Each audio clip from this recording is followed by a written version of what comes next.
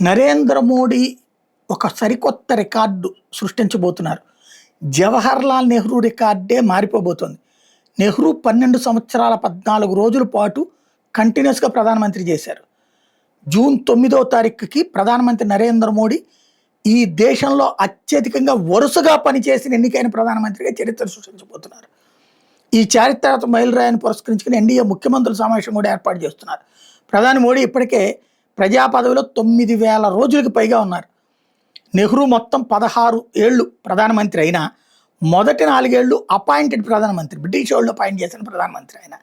ఒరిజినల్గా నెహ్రూ 1947లో ప్రధానమంత్రి అయ్యారు, కానీ అప్పట్లో అది స్వతంత్ర భారతదేశ తొలి తాత్కాలిక నియామక ప్రధాని, అపాయింటెడ్ ఇంటరిమ్ ప్రైమ్ మినిస్టర్. భారతదేశంలో తొలిసారి ఎన్నికలు జరిగింది 1950 జనవరి 20 రిపబ్లిక్ డే అయ్యాక.